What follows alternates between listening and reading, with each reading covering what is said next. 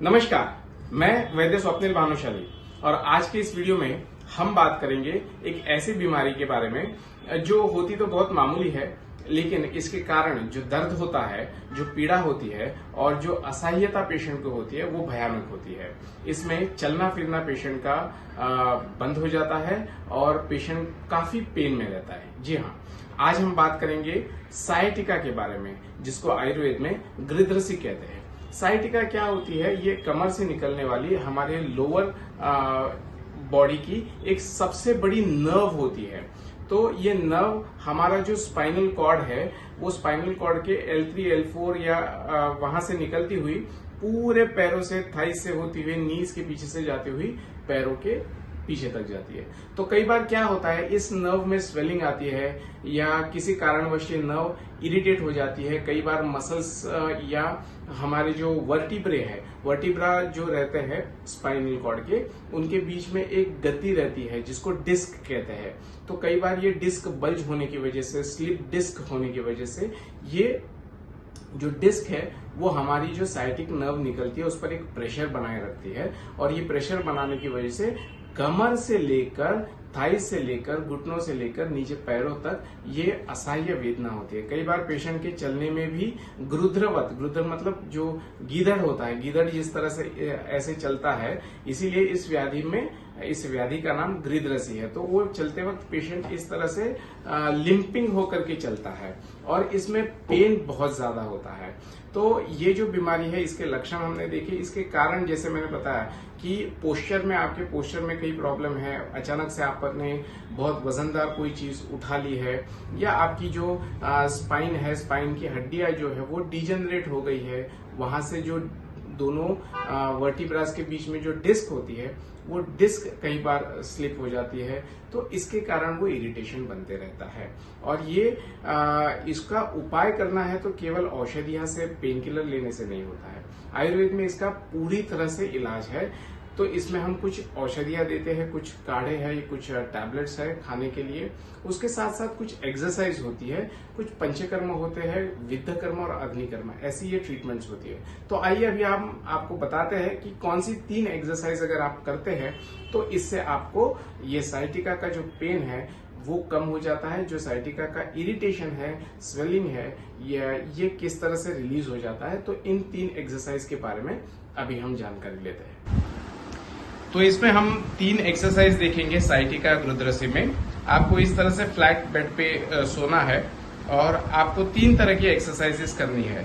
Exercise number 1, इसमें आपको एक पैर ऊपर उठाना है इस तरह से, 1 डाउन, दूसरा पैर ऊपर उठाना है, 1 डाउन।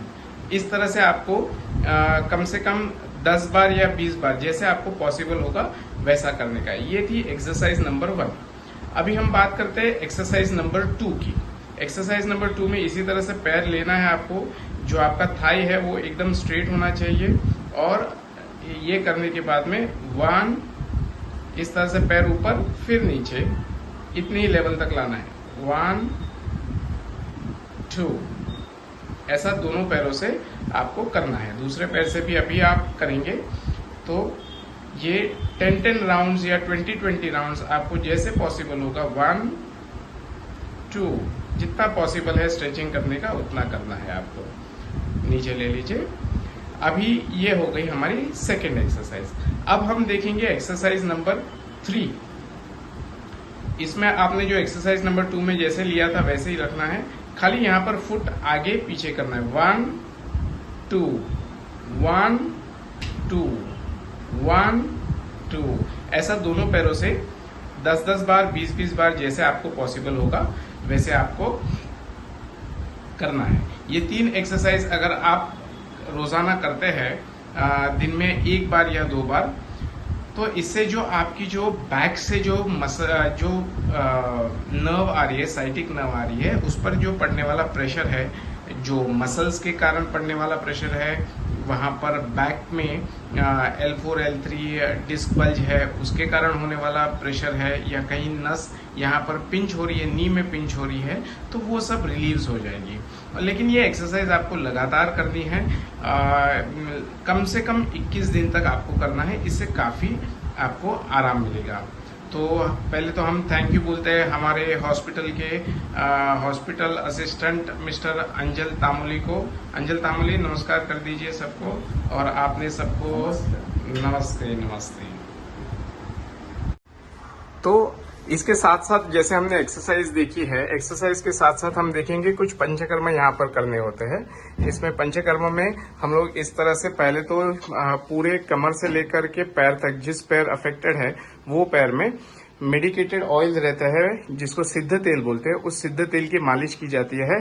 ये हमारे थेरेपिस्ट है सुवर्णाताई, ये लेडीज का ट्रीटमेंट करते हैं, जेंट्स का ट्रीटमेंट हमारे अंजल जी करते हैं और संजय जी करते हैं। तो यहाँ पर पहले मसाज की जाती है मेडिकेटेड ऑयल से, और ये इस तरह से स्टीम आती है, ये आप देख सकते हैं। ये जो स्टीम है, ये इसमें मेडिकेटेड वनस्पति रहती है, ये वनस्पतियों से निकली हुई स्टीम रहती है। तो इस स्टीम की स्टीम दी जाती है यहाँ से बैक से लेकर के पूरे पैरों में। इसको स्वेदन बोलते हैं, नाड़ी स्वेद बोलते हैं। इसके साथ साथ एक और ट्रीटमेंट हम लोग करते हैं जिसको पिंड स्वेद कहते हैं। तो इस तरह से ये पिंड स्वेद होता है, इसमें दवाइयां होती है और ये मेडिकेटेड काढ़े में हम इसको गर्म करके इससे पूरी तरह से आपको एक तरह से मसाज की जाती है, एक स्वेदन दिया जाता है। तो इसको कहते हैं पिंड स्वेद। तो जैसे हमने देखा एक्सरसाइज, ये मसाज, नाड़ी स्वेद, जिसको मसाज को हम अभ्यंग कहते हैं, नाड़ी स्वेद करते हैं और पिंड स्वेद करते हैं। तो ये ट्रीटमेंट करने से काफी लाभ मिलता है। धन्यवाद। तो इसके साथ साथ हम क्या करते हैं, अग्निकर्म करके ये ट्रीटमेंट होती है, जहां पर ये स्वर्ण की या रजत की यानी कि गोल्ड या सिल्वर की ऐसी एक शलाका होती है जिसको कंडक्शन हीट करके हम नर्व स्टिमुलेशन देते हैं। यहाँ पर कुछ मर्म पॉइंट्स हैं, यहाँ कुछ पॉइंट्स हैं जहां पर इस तरह से ये ट्रीटमेंट करने से जो भी इरिटेशन जो नर्व में होते रहता है, स्वेलिंग नर्व में होता है, वो कम हो जाती है नर्व स्टिमुलेशन होने की वजह से। तो इसमें हम प्रोसीजर आपको बताते हैं कि कैसे करना है, ये अग्निकर्म कैसे करते हैं। इस तरह से ये 2 पॉइंट्स होते हैं, जहां पर जो साइड में है वहां पर ये पॉइंट्स लेकर के इस तरह से ये अग्निकर्म की ट्रीटमेंट की जाती है, और ये करने से काफी आराम मिल जाता है पेशेंट को।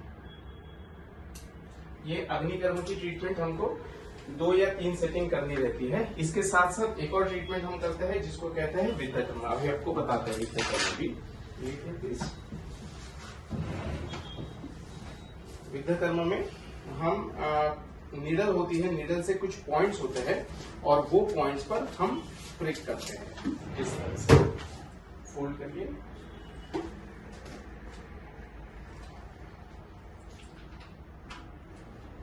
यहाँ कुछ पॉइंट्स होते हैं, इस पॉइंट पर नीडल से प्रिक करने से ये जो पेन है साइटिका का वो निकल जाता है।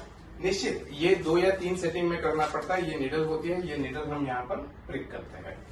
तो ये इस तरह से अगर हम ट्रीटमेंट करते हैं, ओरल मेडिसिन, उसके साथ साथ एक्सरसाइज और पंचकर्म, विद्धकर्म और अग्निकर्म, ऐसा जब हम करते हैं तो ये जो साइटिका की तकलीफ है ये पूरी तरह से जड़ से निकल जाती है और इसकी तकलीफ आपको नहीं होती है। तो मैं आशा करता हूँ आज की इस वीडियो में मैंने आपको पूरी तरह से साइटिका क्या होता है, इसके क्या लक्षण है और इसके आयुर्वेद में क्या उपाय है और किस तरह से आप इससे निजात पा सकते हैं। धन्यवाद।